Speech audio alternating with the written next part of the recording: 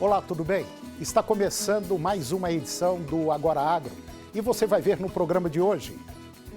Colheita de milho da segunda safra está no final nas principais regiões produtoras do país. Quedas pontuais nos preços do milho no mercado brasileiro não estão descartadas para os próximos dias. Exportações brasileiras de carne bovina in natura nos 7 primeiros meses deste ano tiveram um avanço de 20% sobre 2018. China deve perder 50% do seu plantel de suíno neste ano. Na conversa com o analista da Scott Consultoria, você vai ficar por dentro do mercado do boi gordo. E a JBS divulgou a compra de mais uma empresa no exterior. Desta vez foi a Tulip Company. O Agora Agro já está no ar.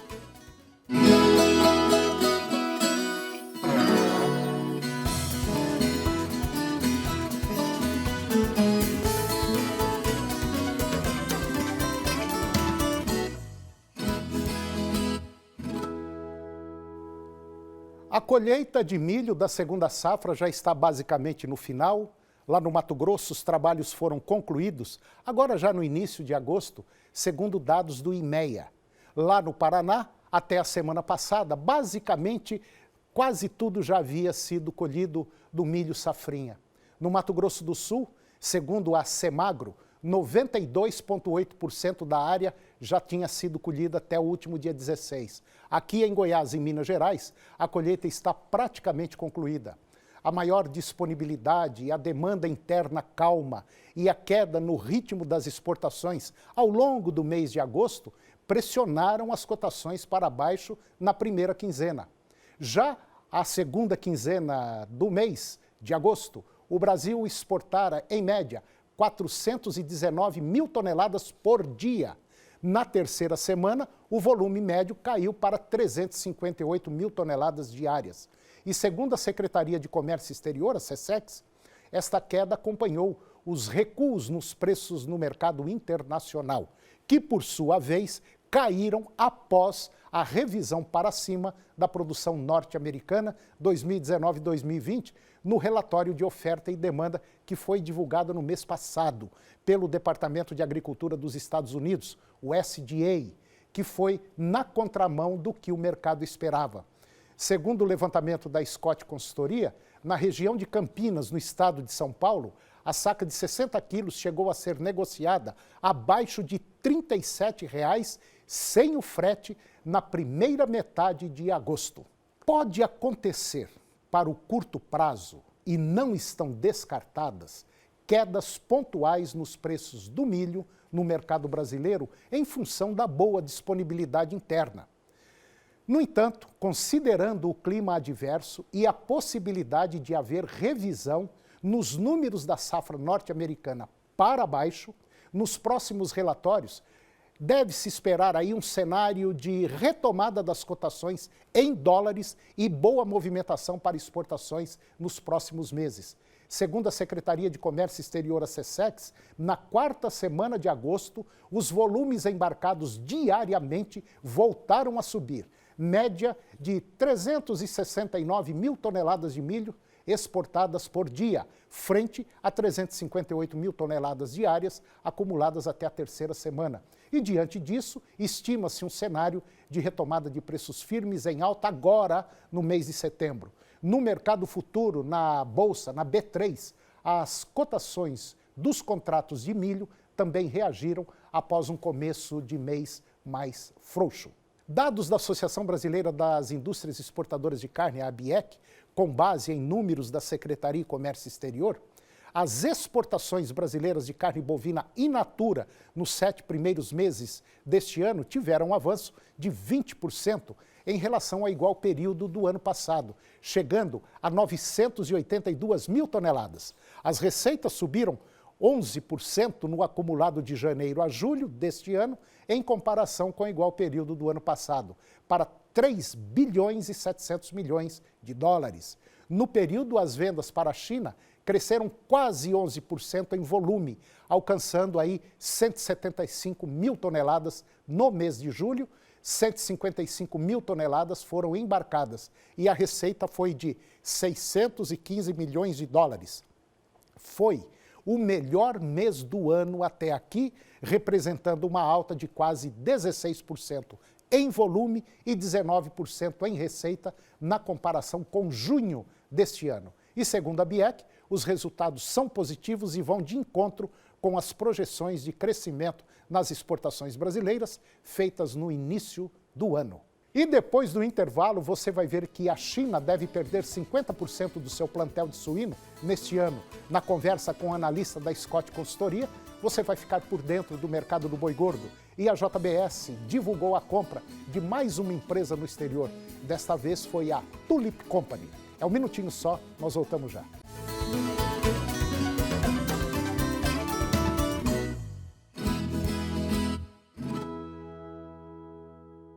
Em 2004, nasceu a Associação Filhos do Pai Eterno, a FIP, e veio com a missão de evangelizar, de espalhar o amor de Deus a todo o Brasil.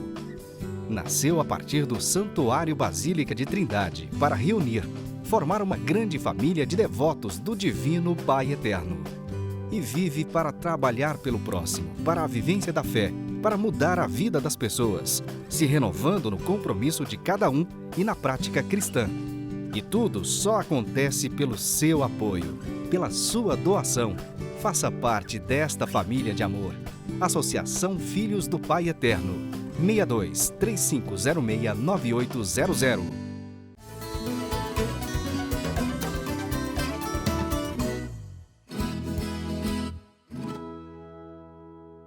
De acordo com o relatório do Rabobank, a China deve perder 50% do seu plantel de suíno agora neste ano. A escala de declínio esperado na China em 2019 é sem precedentes e, segundo o banco Rabobank, levará a uma produção de carne suína ainda mais baixa em 2020. E isso continuará a ter efeitos nos próximos anos. Devido à grande liquidação no primeiro semestre, o declínio na produção de carne suína é mais lento que a perda do rebanho. O relatório estima uma queda de 25% na produção de carne suína para 2019. Dado o declínio do rebanho de matrizes, a oferta de suínos em 2020 será menor que este ano. Espera-se uma queda adicional entre 10% e 15% na produção de suínos em 2020. Segundo o Rabobank, ele está esperando um restabelecimento em larga escala somente em 2020. E na conversa de hoje com o analista da Scott Consultoria, você vai ficar por dentro do mercado do boi gordo. Confira.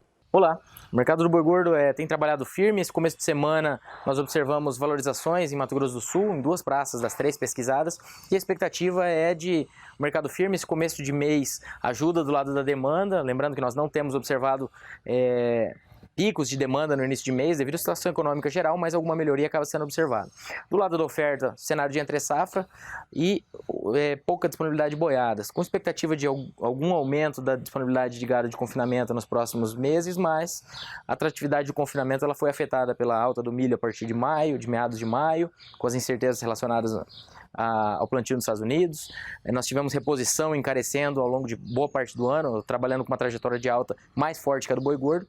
E do lado dos preços de venda, nós tivemos alguns momentos com o mercado atingindo R$ 165, considerando São Paulo como referência, mas isso o mercado já cedeu, considerando os contratos de outubro. Então, isso é para ilustrar como nós tivemos momentos de atratividade para cada indicador, componente de custo e de receita, mas o cenário geral do confinamento já foi melhor, e isso pode afetar esse gado confinado aí, essa oferta de gado confinado a partir de setembro, outubro, novembro, que normalmente é o período de maior volume de gado. Então, talvez uma oferta um pouco mais comedida devido a essas questões que nós comentamos.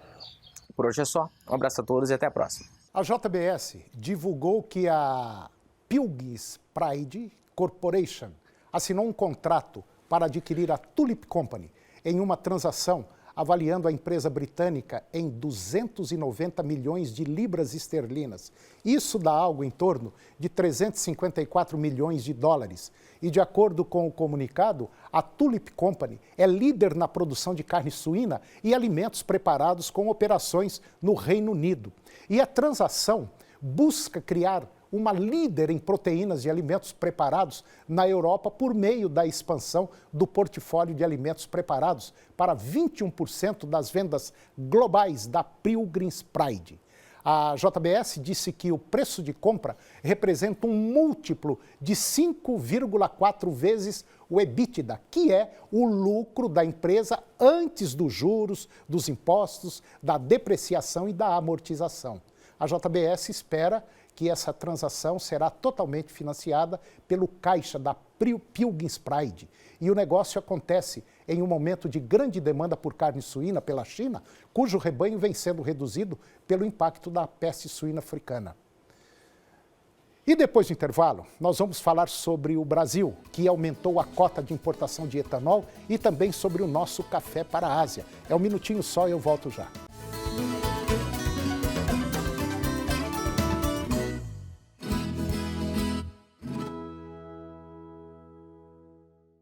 Em 2004, nasceu a Associação Filhos do Pai Eterno, a FIP, e veio com a missão de evangelizar, de espalhar o amor de Deus a todo o Brasil. Nasceu a partir do Santuário Basílica de Trindade para reunir, formar uma grande família de devotos do Divino Pai Eterno. E vive para trabalhar pelo próximo, para a vivência da fé, para mudar a vida das pessoas, se renovando no compromisso de cada um e na prática cristã. E tudo só acontece pelo seu apoio, pela sua doação. Faça parte desta família de amor. Associação Filhos do Pai Eterno. 62 3506 9800.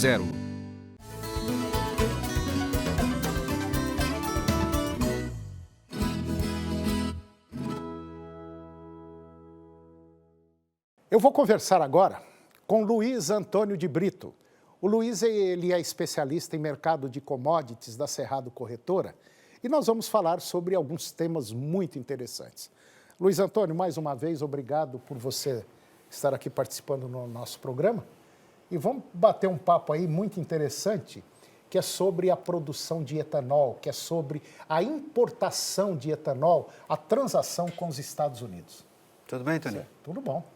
Luiz, como é que está essa situação do nosso etanol com essa transação com os Estados Unidos e principalmente sabendo que nós estamos entrando também com etanol de milho? Na verdade, Antônio, voltando o tempo um pouco aqui, quando nós lembramos de 1973, quando os Estados Unidos teve um problema energético em relação ao petróleo, vários países no mundo tentaram achar energias alternativas para substituir o petróleo. E o Brasil foi um deles, né? O Brasil, através do programa do Proálcool, implantado em 1974, nós, com a experiência que nós tínhamos de 400 anos de cultivo de cana e com a terra farta, sol e tecnologia, o Brasil conseguiu criar um processo de produção de etanol de cana. E essa produção de etanol, ela começou gradativamente a entrar em vários países por ser um combustível extremamente sustentável, menos poluente, tá? E isso chamou a atenção de outros países e os americanos buscaram, do lado deles, produzirem o etanol do milho.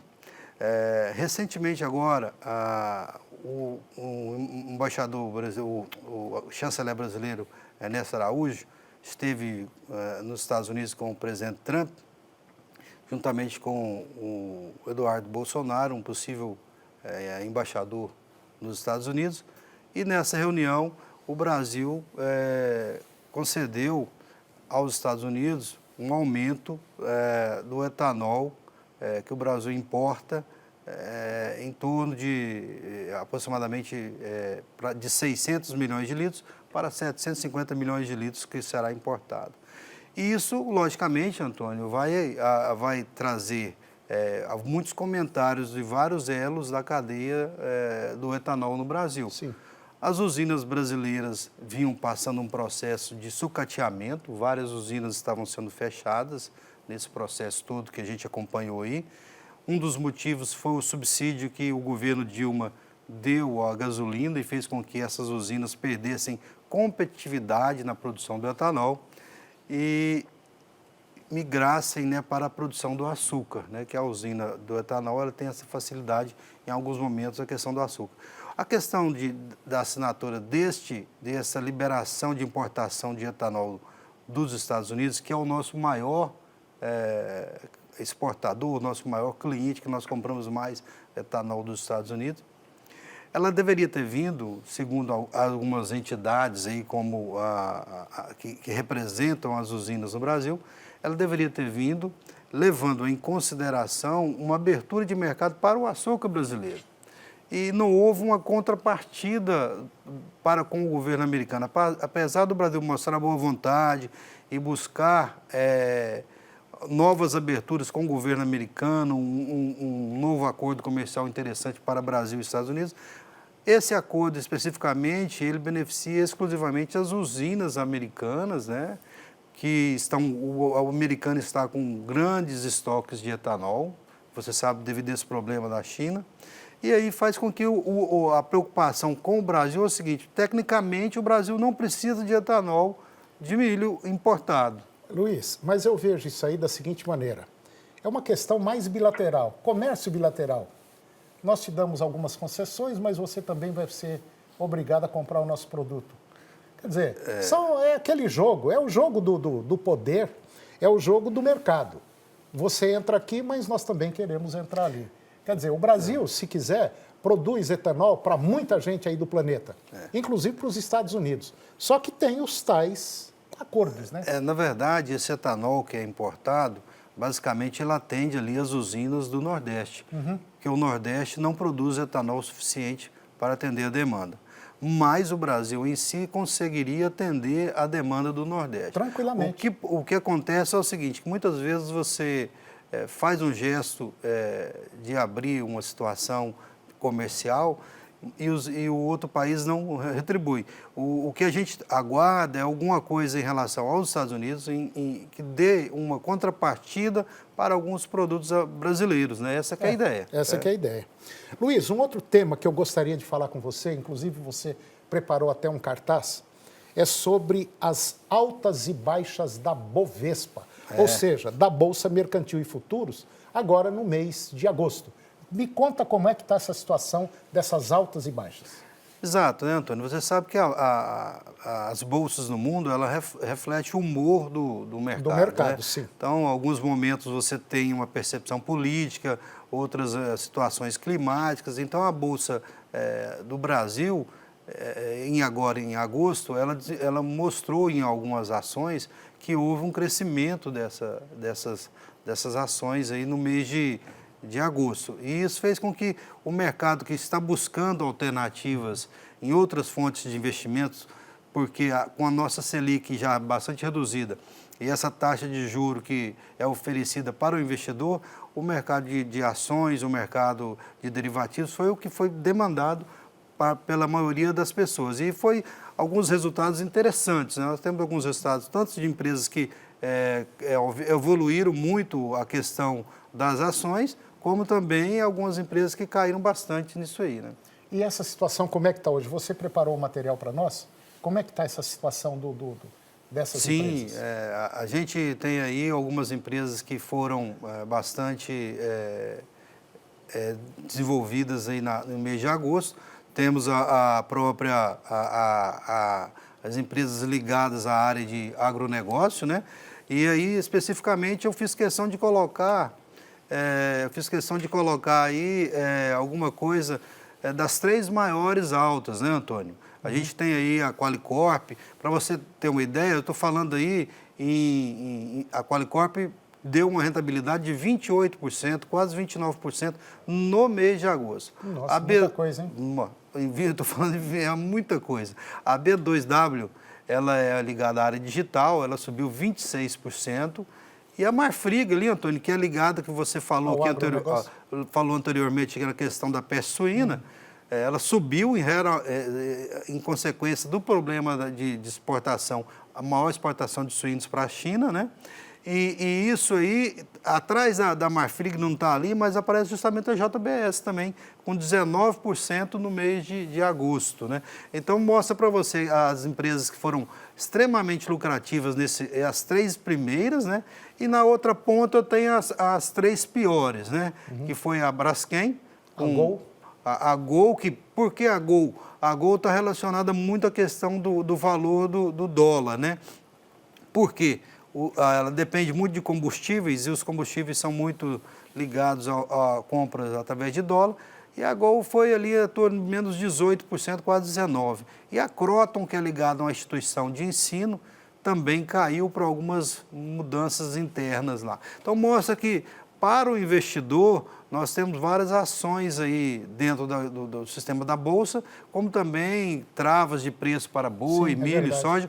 Mostra para você que você trabalhando com a Selic aí, que está te dando uma poupança aí muito baixa, em um mês aí quem conseguiu enxergar uma lucratividade dentro de uma dessas ações aí, trabalhando com mais de 20% dentro do mês de agosto. Luiz, um outro tema que eu gostaria de comentar com você é sobre a situação do café para a Ásia. O Brasil é o maior produtor de café do planeta, mas infelizmente, às vezes a gente vende muito café lá para fora e por falta de indústrias especializadas aqui no Brasil, nós compramos esse café beneficiado talvez por 3, 4, 5, 6 vezes mais caro. É aqueles cafezinhos gourmet, né, como é que chama? Daquelas maquininhas. Então, nós somos o maior produtor de café do mundo, exportamos muito, mas também importamos o produto pronto. É isso aí, não é? Tanto é que a Alemanha é considerada um dos maiores exportadores de café e praticamente não tem um pé de café na Alemanha, né? Alemanha, Itália também, né? E o Brasil, Antônio, ele é o maior produtor de café, como também é o maior exportador, seguido pelo Vietnã e pela Colômbia, né? E quando a gente olha o mercado mundial, você vê que o Brasil vai ganhando vários mercados. Hoje, um grande mercado que se abre para o Brasil é o mercado asiático.